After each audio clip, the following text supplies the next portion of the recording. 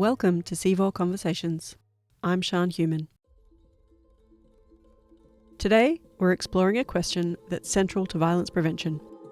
Who leads the work and how? We often talk about community-led approaches, but what does that actually mean in practice?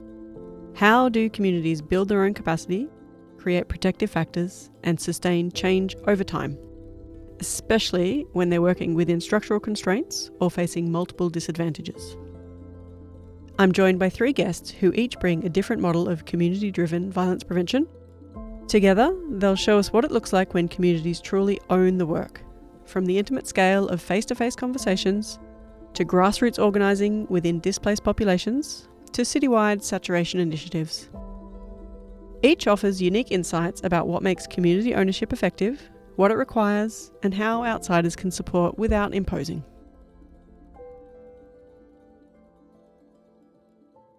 My first guest is Auntie Dixie Link-Gordon, who has spent decades doing violence prevention work in and around the Redfern Aboriginal community in Sydney. Redfern is a small but powerful community. It's been at the heart of Aboriginal activism and organising in Australia for decades. Dixie's approach is deeply relational. She does this work through conversations, often face-to-face, meeting people exactly where they're at. Auntie Dixie, welcome. Could you tell us a bit about your journey into this work? My first job really working in human services was 38 years ago. It was with an organisation called Stepping Out Women's Housing, which was an organisation that was housing women who had experienced sexual violence. Now, by this time, I was 27. I had 5 children and I lived on the block. I was really quite happy. I thought I was a good mum and a beautiful woman who I would say was one of my mentors in life. A woman named Deidre Anderson, she was working at Stepping Out. Just come over here. It's a woman's place. And me, of course, coming from the background I came from, a woman's place. Well, what does that all mean? Mind you, I'm the oldest daughter of 9 girls. So anyways, I go over there and that was my introduction to understanding and, of course, reflecting on my own life and as a young kid and stuff like that around the whole issue of sexual violence. And just end up doing all this training that was available with the job. And basically you were servicing people who had experienced horrific levels of sexual violence in their family homes. So anyway, that was my introduction. So it stayed with me, and it created the platform for me to want to work in the area of supporting women around violence and sexual violence. After that, I only ever just really worked in that whole area around supporting women, getting from A to B, empowerment. And, parallel to all doing that, I was part of myself and a wonderful woman named Christine Robinson. We were, the first Aboriginal women, I suppose you could say, joined the Aboriginal Court Support Program around domestic violence. And so that came out of Redfern Court. So we used to work on that. It was very challenging in our community. We love doing the work. We love to see a sister get empowered and move forward. But we had the backlash from our community in a lot of ways. We were called at times everything bar a woman. Why would you want to split up a family? Why would you, There's a lot of thing of encouraging and knowing people that we can be the best we can be and within safety. You don't have to be held together with violence and abuse. I will say, Australia, the flexibility that we had around ABOs, that people understood that you're not going to leave. No one's just going to up and leave in a hurry. You know what I mean? There's this, and we know the history of violence in that way that it, 7, 10 times before you decide it's all over. Women understanding that you still had the right to safety. It's just that basic human right, and drilling that in and in really beautiful conversations that are going to be nurturing and empowering. You've always got to remember when you go into it's not about yourself feeling fantastic. It's about ensuring that someone who has had these experiences gets an opportunity to listen and hear and share how they want to see their life. That principle, it's not about you feeling fantastic, it's about the other person. That seems to be at the heart of your approach. You've talked about how important face-to-face connection is, especially in Aboriginal communities. Could you tell us a bit more about that? Yeah, we do have a different way of operating and talking to each other. Where does it look safe for us to go and have a yarn and a talk? For a lot of people, it is going to country in the way of traditional lands that go back onto their traditional areas and talking together. They feel a sense of self and, spirit, and they can bring up stuff that they know they're going to feel a lot better. You know, for me, living in the inner city, it can be anywhere. It can be anywhere. I love city life, and I also love that, you know, not everything's exactly where you want it to be. But if you can provide that conversation, you can do it sitting down in the gutter next to someone. If you can give that bit of support, that's my own personal belief. But I also respect that people like to go back onto country and do all that healing there. You know, if you can be broken on country, you can be healed on country. But, you know, if you're broken on the streets, you can be healed on the streets. There's something really important in that, the flexibility of meeting people on their level. In today's world, a lot of services have moved online. What's your feeling about online versus in-person support? Me personally, we need face to face. We need to be sitting in a group, looking at each other, seeing, you know, and responding. Online's not my favourite thing. People, if they choose to ring up the 1800 Respect line, if that works for them, that's okay. But I also know when you go out into community and you promote that line, people are going to go, no, who am I talking to? Where do I go if I'm not happy with how they spoke to me? People want to know the process. Different from when you're sitting there talking to someone face to face and you're able to say, you know, to the person who's maybe counselling you or whatever, oh, why are you saying that to me for? You'll be able to say that. But if you're on the line, like, where's she going with my information? So, you know, the mob, I will say, are very straight out about that. There was a lot of feedback around, well, okay, if that counsellor's not good, who does she tell my story to? Where does my story go? And as you can appreciate, for Aboriginal and Torres Strait Islander community, us sharing stuff around, I'm only saying this as an example, if you had been abused as a mum, a woman in your family home by the perpetrator and your children witness that, what would be our first fear? It's not about yourself, it's about the children who are witnessing it. If I tell the counsellor, who seems so nice, if I say to her my children were there, and then she'll want to do a notification on me, and then, you know, the department will be out to inspect my family and inspect everything, and my kids are at jeopardy. Women will tell you anywhere that, you know, this is something that's a fear for them. Yeah, that really shows why trust and knowing who you're talking to is so crucial. You've done work with men as well as women. Could you tell us a bit more about those projects? Many years ago, when Linda Burney was in Parliament here in New South Wales, she had a bit of extra funding, and at the time I was managing the local Aboriginal Women's Centre, and she asked me if I would be involved in helping create a bit of education around domestic violence for football players. During that period, the Boxer had come back with about 6 communities that were high-level violence. And these communities also, you know, we know that within our community, social gatherings around football is big.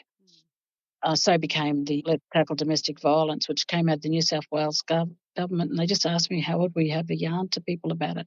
I said, first they need to know what the facts of what was happening in their community. You know, a push and a shove wasn't just a one-off thing that happened. There was actually high incidents of violence. Who was doing the violence? What time of the year were they doing? It was very simple. Yeah, and I just created conversation with the lads, but I did it. You know, we're pretty strategic how they did it. They had an ex NRL player, which was, you know, everybody was switched on. Oh right, he's a great player. He gets to come to our community. Blah blah blah. But when he came in, we actually came with a rock solid message, and we would focus on those communities for about 3 years, and we'd go out there and do, you know, community education, very accessible every football season. It was very interesting. I'm very good at let's imagine if this happened. The grand finals happened, your mate's being horrible to his girlfriend at the end of, you know, end of year event, whatever. And what would you do? And they go, oh, that the first year, the guys were saying, this is one particular area, football team. He goes, oh no, I'll just let them go, that's their business. The second year, oh no, if I put up with that, I'll just get onto the security. Come on, get him out. He's wrecking our night. Well, the third year, they were moving him out themselves or they were getting the police onto him. And I think it's important that we have great prevention work going now. But, you know, during that time, where you go and smack bang in communities where there's really high levels of family violence. So you had to be really tender how you did it, you know, and with the utmost respect for the people who may not be perpetrators or, you know, may not be using violence as a power tool in their families, whatever you want to say. But, you know, you had to be very respectful of that and acknowledge where people were at and meet them there. And, it's always good to have a yarn around something that sort of brings us all on the same page. And it's sort of, I think it helped because I had two professional footballer sons. They knew about the Suns before they knew about me, but Well, that gives you some good credibility in the football community. After 38 years of doing this work, often working with Aboriginal communities within a broader system that hasn't always been trustworthy, what would you want people outside the community to understand about supporting this work? if you're going to be doing similar work, you really, really have to be about connection. You've got to be able to know that you can, if you're not invited, certainly get an opportunity to connect with people within communities who are wanting to do something about something, because everybody finds their little way of, supporting each other, but they just may need a bit more information, and we're not going to do this isolated. I love my community. I live in Redfern Aboriginal community. I love it. It's something that helped me grow up. But I also understand that being connected to services, like me being auntie in residence here at WAGEC, the Women and Girls Emergency Centre, this is a vast organisation, and the support that we're able to give each other as a workforce here is just enormous. I feel very grateful for it. And with Full Stop Australia, you're sitting in one of the best organisations who want to get in, dig deep around sexual violence. But for me, it's about how do we find that we are part of all that too as Aboriginal community. We're not isolated in the impact of sexual violence and domestic violence across this country. We're not just, all them mobbers. This is all happening over there to them. Actually, it's happening to so many women, children, males across the country, that don't even get an opportunity to say, gee, that didn't feel right. Or, where can I go to have a yarn to someone? So being part of that, I'd certainly promote the organisations, but I also know that there's a space for myself and the younger women that I work with who do some great work, that we know that networking as all Australian women, because I do love working in the sector with women against violence, that we all play a part in it. For my generation, when I found the path of what safety can look like, it was really important that I associated and aligned myself with people who are doing the same thing. This is not a glamorous job, but I tell you, it's very rewarding in your spirit to see your mob be able to be empowered to move forward and say, violence is not a part of what we want for our families. Yeah.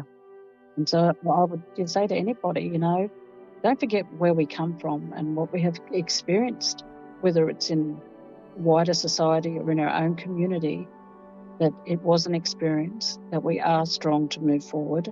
We can be empowered to move forward, and we just got to be open to that and not live in the space of hurt, I suppose you could say.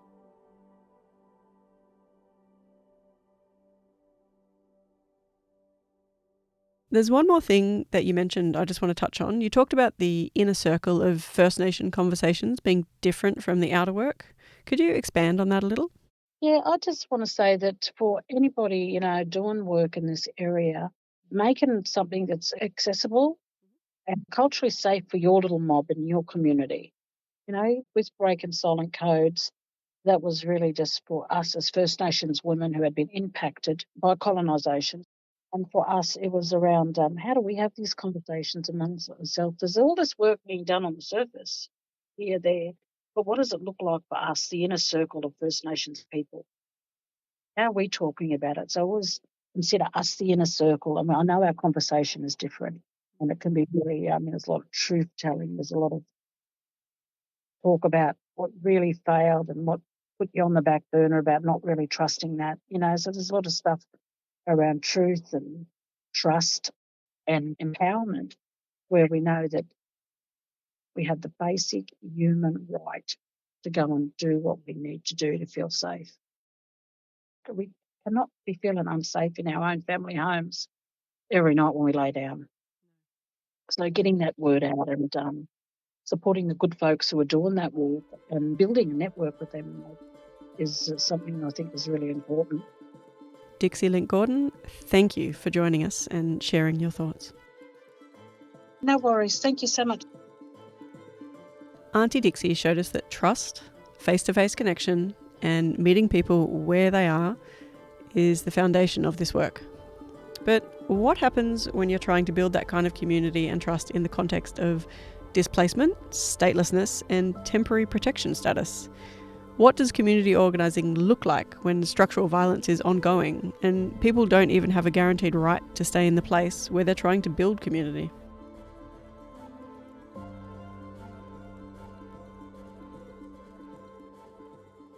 My next guest is Dr. Zoe Bell, a CIVOR Research Fellow based at the Australian National University in Canberra. She works with CIVOR Chief Investigator Professor Bina da Costa, looking at violence against women and extreme vulnerability in displacement and trafficking contexts. She works with displaced Rohingya women in Australia, Thailand, Indonesia and Malaysia, and with the Australian Rohingya Women's Development Organisation in Sydney, also called ARDO, on community-led initiatives that create protective factors and resist oppression, even within severe constraints. So I've been working in the forced migration space in Australia for over 15 years, both as a researcher and practitioner. I am a social worker by trade, and much of my work has been in refugee resettlement and case management, primarily supporting people seeking asylum who come by boat and those who come by plane and seek refugee protection once in the country. For the Rohingya, the Myanmar military government stripped them of their citizenship in 1982, both as a result of and continuation of ethnic and religious oppression for the Rohingya people. And this treatment spans back to the 1960s. The Rohingya are a relatively new community in Australia, with migration commencing in the 1990s. Many of the Rohingya community, particularly those who came since 2012, are still stateless and have been denied access to Australian citizenship because they came by boat. What makes Zoe's work particularly relevant to this conversation about community-led prevention is the context she's working in.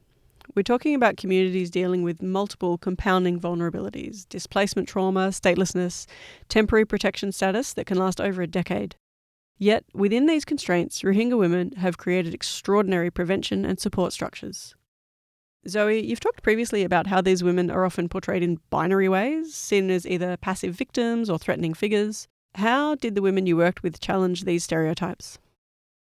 Most of the research and scholarship on the Rohingya focuses on these experiences of oppression, violence, and displacement. But that is only half the story, and the other half is often overlooked and ignored. The other half of the story includes what life was like before the oppression started, how community, families, and individuals functioned, and the social, economic, and political participation of men and women. The other half of the story includes resilience, strength, endurance, courage, generosity, connection, and resistance. It is a story of an Indigenous group in Myanmar. And when Rohingya women and the Rohingya generally are portrayed as passive and threatened victims, it actually reinforces a deficit-based derogatory stereotype of the Rohingya as being less than human and aids in the justification of oppression and dehumanizing treatment. The Rohingya women I work with demonstrate strength, unity, and resistance through their everyday functioning. The creation of a women's organisation is an example of this. Rohingya women are often stereotyped or often only thought of as being confined to their homes, only functioning as wife and mother. But the existence of ARDO and other Rohingya women's organisations really challenge these gender roles and patriarchal thinking within the Rohingya community and more broadly. The existence of organisations like ARDO is radical because they are a form of resistance to the dominant patriarchal and gendered perceptions within the community, and they contribute to the hope for the community through collective formation and actions. They are also a resistance to statelessness because they formalise collective belonging for the community and provide a legitimate membership that they are otherwise denied at a state level. This idea of existence as resistance is powerful, and it connects to what you've called soft strategies of empowerment. Can you explain what these look like in practice? As I just mentioned, there is a stereotypical perception of Rohingya women as being confined to the home. And there is some truth to that. Many women are isolated in the home, but it's often due to displacement-related barriers, at least in contexts like Australia. Displacement-related barriers include language, lack of knowledge of the local area, and financial hardship. And many families have trauma from living in oppressive conditions where their personal safety is constantly threatened. Therefore, staying in the home may also be a residual protection mechanism. Activities ARDO does are all empowerment focused, and we call them soft strategies because they include approaches and activities that do not threaten the patriarchy in a way that will challenge or hinder a woman's participation. These activities are designed to address social isolation, mental health, and build connection. And they provide opportunity for safe spaces for women to bring them out of the home, increase their social capital and their social network, and provide opportunities for them, their children, and their husbands. Women's only spaces provide comfort to the women and their husbands. It doesn't do anyone any good if ARDO engages women in a way that is threatening to their husbands, because their husbands then may deny their women access and become a barrier to the woman leaving the home. These soft strategies include things like English classes, computer classes, parenting programs, swimming lessons, picnics and trips to the beach. They are not radical. They are practical. They are needs identified by the community. And in context of prolonged temporariness and enduring statelessness, people don't have control over their lives. So these activities are designed to create livable spaces through building community and supporting well-being. Rohingya women's organisations are contributing to belonging and, by doing so, pushing against oppression. And when it comes to preventing violence, women's engagement is supporting the reduction of risk factors such as trauma, barriers to help seeking, and isolation. The realities of displacement means that families are separated and loved ones may be missing or dead, and women are having to raise children without the support network of extended family and without the support of their village. And this can make it an extremely isolating experience, and it also disrupts the information sharing that occurs across generations. This was highlighted during another community-led initiative, which was called the Me, Myself and I program. And this program was addressing domestic and family violence in a culturally safe way, again, providing a woman's only space to discuss relationships, parenting, and self-care. And one woman said to me that she found it very beneficial to come to the parenting session. And she said, it's because I don't have parents while being a mother. So I've been able to learn new parenting strategies to support my children. It just demonstrates how when people are lacking that natural family connection, which has been denied to them through displacement, that other organisations and other forms of community need to rally around to support and nurture resilience. Parenting without parents is incredibly sad, but it really captures the profound disruption of displacement, and it highlights why those community-built support structures become so critical. How does community organising function as a protective factor when the structural violence is ongoing? To be stateless is to be stripped of citizenship. So stripping of citizenship is the action and statelessness is the outcome. To be stripped of citizenship is to have no legal relationship with any state. Under international law, human rights are inalienable, indivisible, and universal, meaning that they are afforded to everyone and no one can take them away. But the failing of the human rights system is that it relies on the state to enact and enable these rights. And the conflict arises when you bring in state sovereignty, because state sovereignty allows states to determine who can exercise what rights in that state's territory. So as a result, states can deny people access to their rights. And as a result, when a state denies a person their fundamental human right to nationality, they are simultaneously denying that person access to the system which enables all other rights. But community organising and collective action can provide opportunities. For example, forming a stateless person-led organisation that is a registered charity provides that stateless group with legitimacy within a governmental structure and, in fact, creates a relationship with the state. This also creates a platform for advocacy, for campaigning and networking with other similar organisations, and thus expands the reach and builds a community of solidarity across organisations, institutions and individuals. And I'll share a recent example. It is a public art piece that was displayed in Sydney's prominent Customs House forecourt at Circular Quay. It's a public artwork called the Maris Pavilion. And the concept was developed by the Rohingya diaspora communities in Australia, Bangladesh and Malaysia, and really builds on this concept of existence is resistance. This art installation is described by the Creative Advocacy Partnership, and I'm going to quote their description of the work. The Rohingya are among the most persecuted minority in the world and the largest so-called stateless population.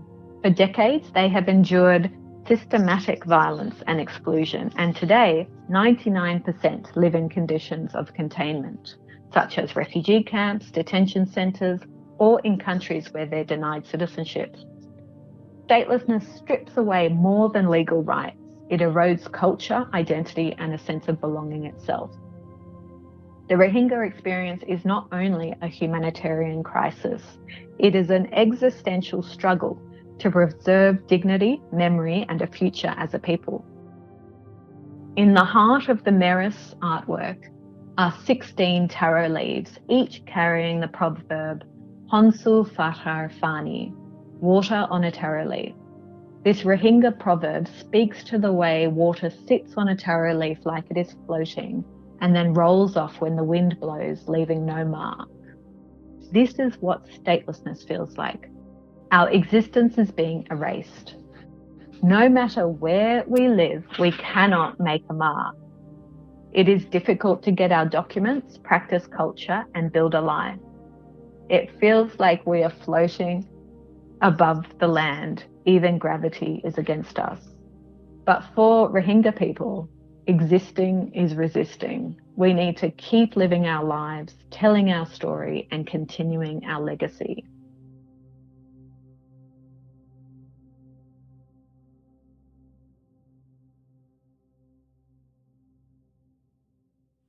It's crucial for community-led initiatives to be collaborative. Collaborative approaches utilise the strengths and acknowledges that not one organisation necessarily has all the capability. For example, with the Me, Myself and I program, Canterbury Bankstown Community Centre was awarded the grant, and the first thing they did was engage with ARDO and the Paki Women's Hub to get the right community representatives in the room to formulate how the program would be run. So if we unpack that, ARDO by themselves, the Paki Women's Hub by themselves would not have been able to secure this big, lucrative government grant. They're too informal, they're volunteer run, they wouldn't have gotten the grant, for example. It took the involvement of Canterbury City Community Centre, which is a well-established, long-running centre that has a lot of history and backing and foundations to be able to be awarded the grant. But the centre wouldn't have been able to run the program effectively without the knowledge and expertise and skills provided by these community-based, refugee-based or ethnic-based organisations. So all of them had to come together to create the program. On top of that, simultaneously, the community centre, ARDO, Paki Women's Hub, aren't experts in domestic and family violence. So they needed to bring in Janawi Family Service, which is a locally based family violence specialised organisation, and they were able to provide that other piece of the puzzle. So this collaborative approach meant that a program could be developed that was well funded, that approached domestic and family violence in a culturally safe way, that didn't impose Western values, that listened to the needs of the community.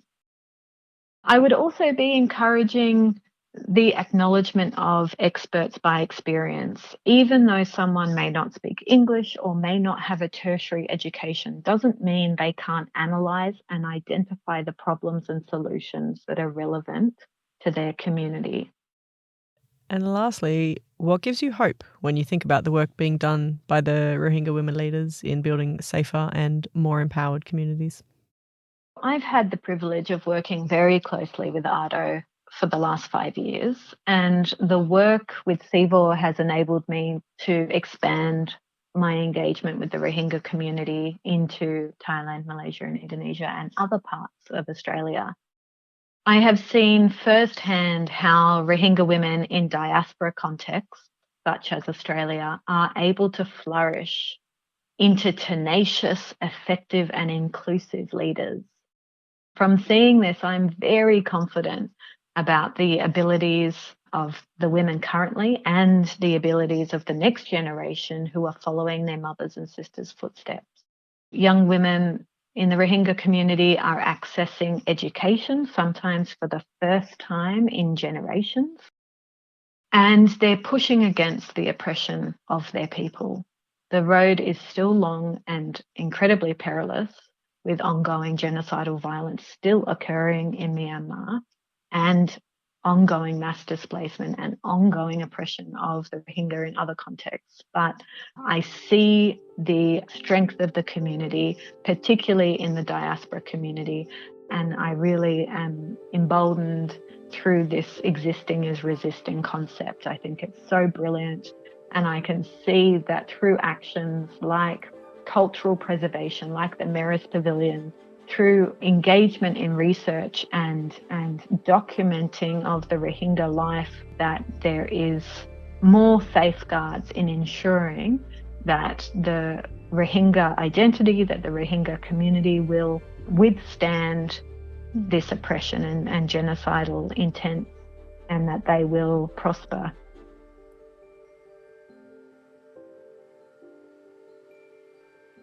Zoe showed us how communities organise from within, creating protective factors and resistance, even in the face of statelessness and temporary protection.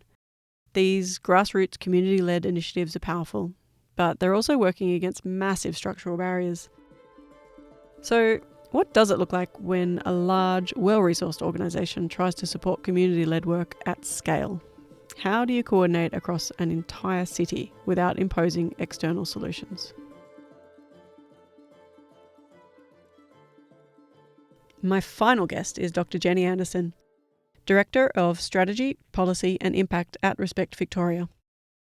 Her team is overseeing the Respect Ballarat initiative, which is an ambitious attempt to saturate an entire city of 120,000 people with coordinated prevention activities.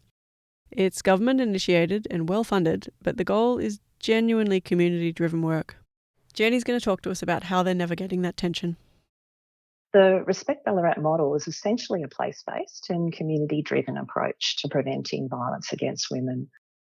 It draws on a wonderful evidence review that we commissioned by Dr. Lara Fergus, and she looked at international literature, but also grey literature as well, such as prevention evaluation reports. And particularly we were interested in looking at these 3 RCTs, or randomised controlled trials, that have been conducted at a population level in Uganda and Ghana. And the review found that targeting and saturating a specific geographical area with multiple prevention activities resulted in having a much greater impact on changing rates of violence than if they just invested in a single intervention.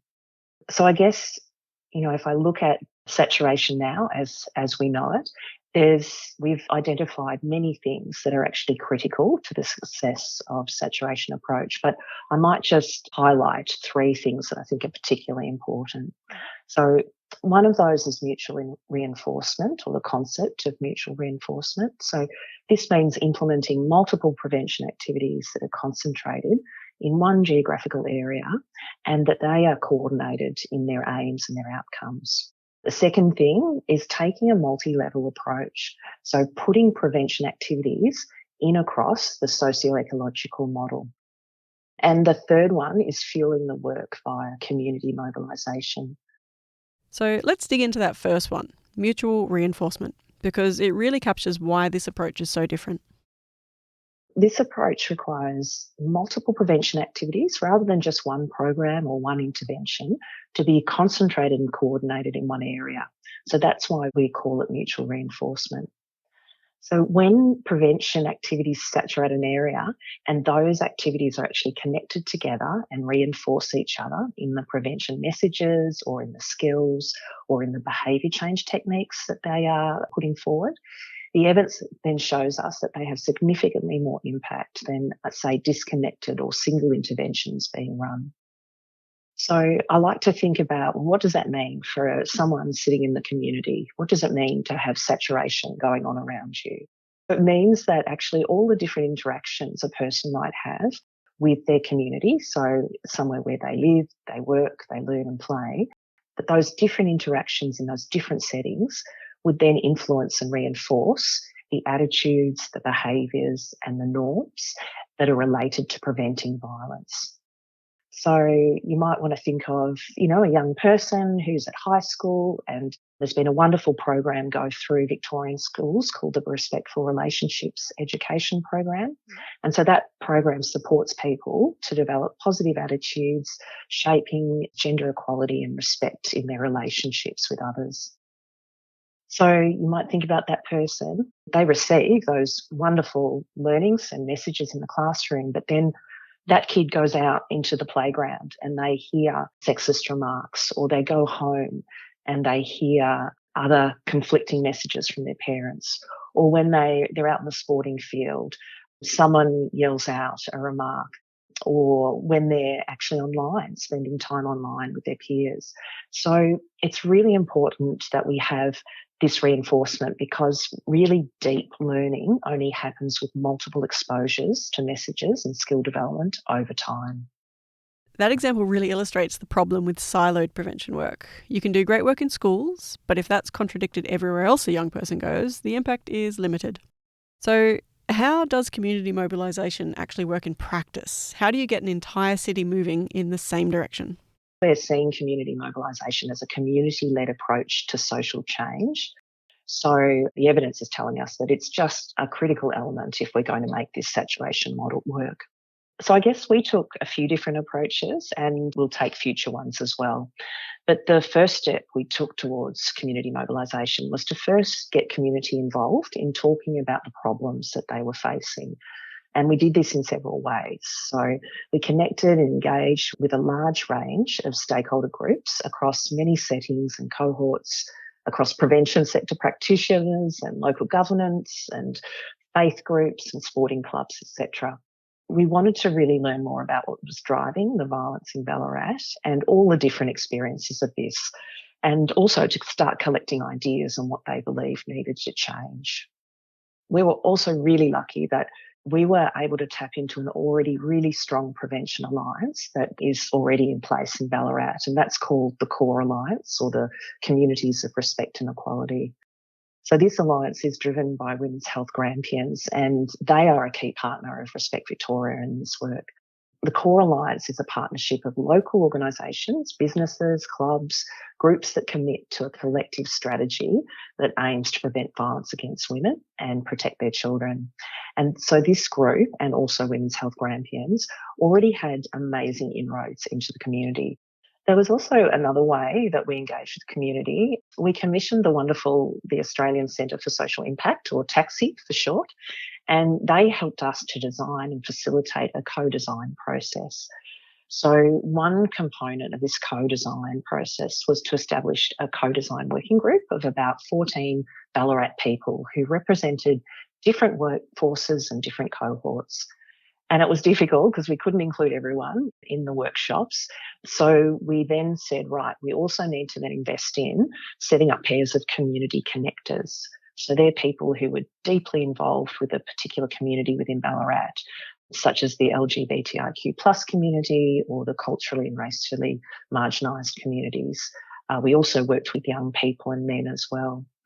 So we found that using that community connector approach or method of working with those communities was really effective in not only drumming up interest, but actually future commitment to the work of the initiative. And so it was really lovely when the initiative phase of data collection ended, we actually had community connectors coming back to us saying, we want to keep this going. And they felt like they had only just really started the work.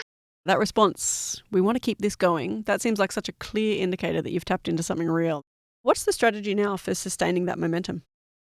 So one potential strategy we're currently considering is the establishment of prevention coordination leads. So within different settings and cohorts that we've identified have quite high needs.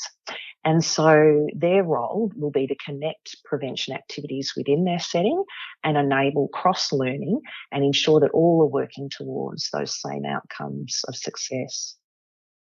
There's also another really important element that we're going to be bringing into the initiative, and that's the identification and skill building of leaders within Ballarat. So they're a really important group to work with, and we see them as being champions and role models for prevention messages and behaviour change work. And I just want to say that when I say leaders, I include both formal and informal types of leaders. So you might have organisation CEOs or footy club presidents, but you might also have those local heroes that are just super passionate about a particular cohort and are just those natural leaders who attract people to them and are natural organisers and are really action-oriented. Oh, this all sounds incredibly well coordinated, but I imagine the reality has been messier than the theory. What have been some of the challenges or surprises along the way? There's been certainly some challenges and also some lovely surprises too. I think you shouldn't ever underestimate the time it takes to really get to know a community and to connect in and grow trust with them. So I think rather than seeing community engagement as an upfront phase that you often have in initiating a project, we're certainly taking the longer view that community engagement is ongoing throughout the whole life of the initiative. One challenge we had was having pressure of many stakeholders, very eager to see action and results from day one. But I think this work is systems work and it's systems change work, and that takes, time. It takes years. And so I guess in a way that wasn't a surprise, but I guess managing those expectations of many stakeholders has been quite an ongoing challenge.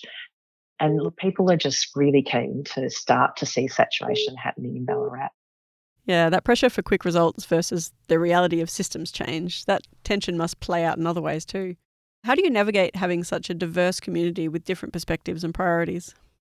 I think through the first 12 months where we had that heavy engagement phase, that was where we had, hundreds of conversations with different community groups to hear what they thought the problems were that were driving this violence against women in Ballarat. I guess through those conversations and through some mapping work we did, we really came to see Ballarat as not just one community, but to speak of it or to think of it as a set of intersecting communities. And so, as you say, there's obviously going to be differences of opinion and focus areas that they would like us to focus on. But actually, I would say that it's really interesting. I think what I've observed is that it's not actually necessarily that there are conflicting opinions, rather that everyone just really wants a chance to have a voice and to tell their experiences. So I think the way we went about it, and I would recommend this to others, is that we really found it was really important, first and foremost, just to sit down and listen to people, and that worked best in just small individuals or smaller homogenous groups so that they could actually really express what their experiences were, rather than having, say, something like a town hall or a town forum. I think when we got to the co-design process, as I said, we knew we couldn't have everyone sitting there at the table, but we thought, okay, this will be enough to start. And then that community connector approach I mentioned, we found that so successful at getting people with a particular community or who were very embedded in the community, and they then through them having the trust of community, they were able to give voice to those community members when, say, traditionally, they may not be listened to in a mainstream conversation. So I think we recognise that having these parallel conversations going on and then coming together and bringing all that together and making sense of that was the way to do it. Yeah, there's another tension I want to explore there. You mentioned earlier having the evidence pointing one way and the community moving in another. How do you balance research evidence with community voice when they don't always align? So I'd say getting the balance right between evidence and community inputs is just a continual work in progress. This has even played out internally at Respect Victoria. But I think what we've realised is the key is to find ways that you have to merge the two so that you can get the best out of the combination of the two.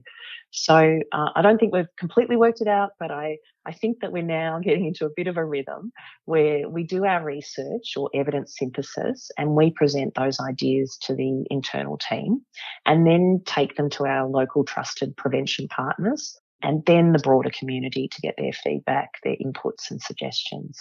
And then once we've got all that, we collate it and synthesis that feedback. And then we come back to the table or the drawing board and see how do we fit that to the evidence that we had originally. And so in that way, we're trying to develop a model that is fit for purpose and therefore really fit for the place in which we're putting it. But there really needs to be a degree of flex in applying evidence to a place. The best evidence that we have for multi-component, multi-socio-ecological level approaches applied at a population level comes from those 3 studies that I mentioned before. And those studies were in low to medium socioeconomic regions in a completely different country, looking at a few thousand people. In Ballarat, we've got a town of 120,000 plus people. So I think we need to really keep an open mind as to how relevant and repeatable some of those studies and the evidence is. We really want to use them as the best guide we have at the moment, but we really also want to acknowledge that it's likely we'll discover new evidence of how saturation is best applied to a setting like Ballarat in the future. Yeah, that acceptance that there are things that you don't know yet and you're all learning as you go, that feels really important. What about the balance between structure and autonomy? And how do you navigate being a large, well-resourced organisation while genuinely supporting community ownership of this? Yeah, it's a really good question. It's something that we're thinking about all the time. I guess initially I was seeing it as moving along a continuum where we would gradually move from, Respect Victoria, one organisation driving this work, to then over time, the community eventually holding and owning the saturation model themselves. But I think we also realised that it wouldn't be just that simple moving along that linear continuum, that there would be lots of movement backwards and forwards between community, between RV, in ending up with a community that actually had autonomy over the work in the end. I think actually, and on reflection, it's really necessary to have a lead organisation. And for us, it was a substantial government investment. And I think it really works that you do need one organisation to be the backbone driving and supporting at least the initiative early on, if not throughout. But I think a key element of saturation is that it must be place-based. And so even though the initiative is government initiated and driven by Respect Victoria, it's really imperative that we do that in collaboration and partnership with community.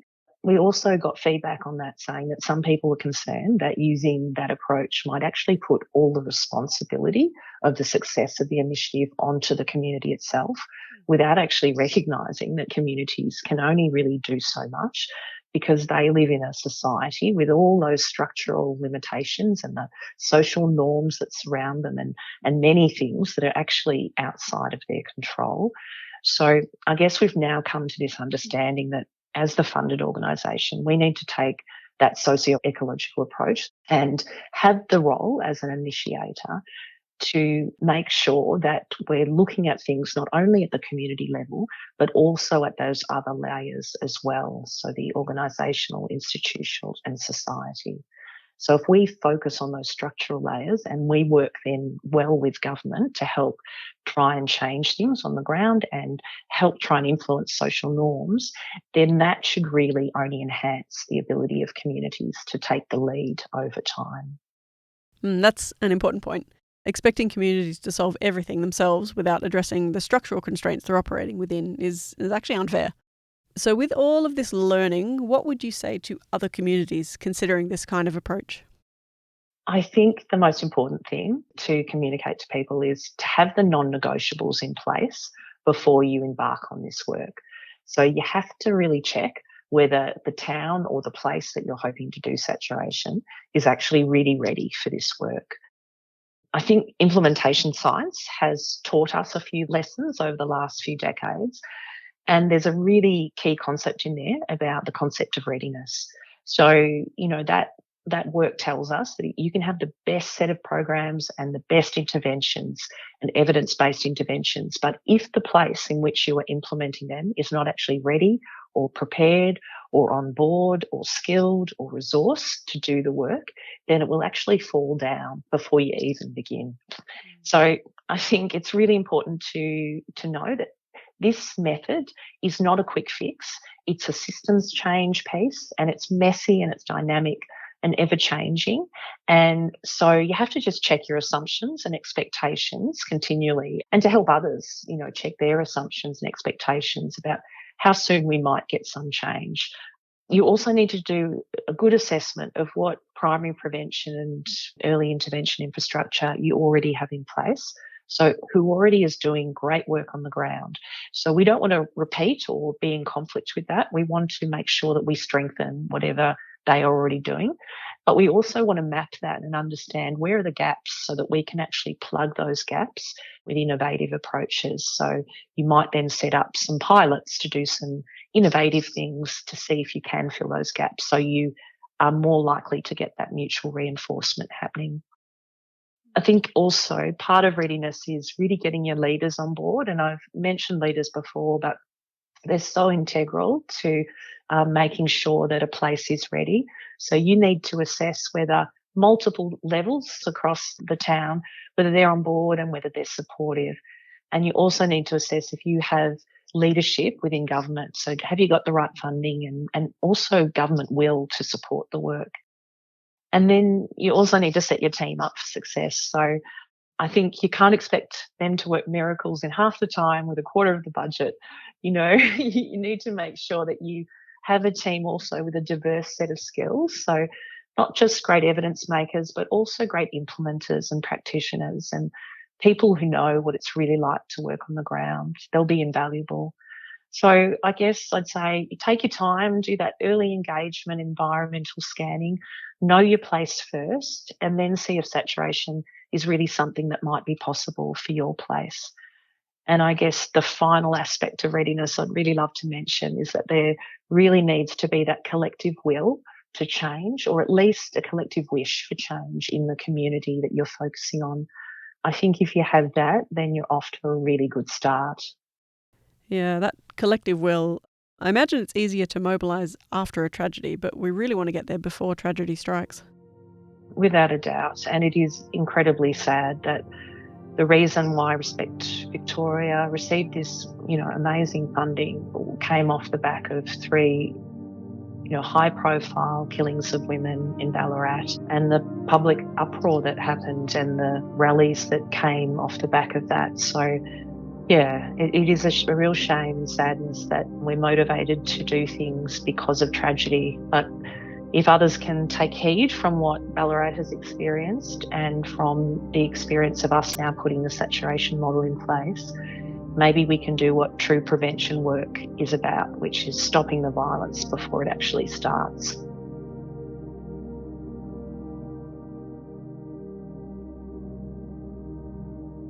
Dr. Jenny Anderson from Respect Victoria, working on the Respect Ballarat saturation model, showing us how large-scale initiatives can genuinely partner with communities through humility about what we don't know and patience for the messy reality of systems change.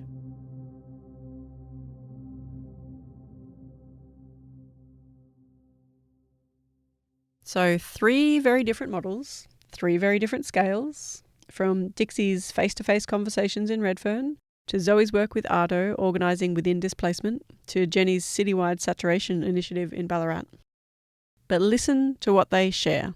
Time, trust, listening first, meeting people where they're at, acknowledging that communities already know what they need, respecting that structural change takes years, not months, and understanding that you can't expect communities to solve everything themselves when they're operating within systems that constrain them.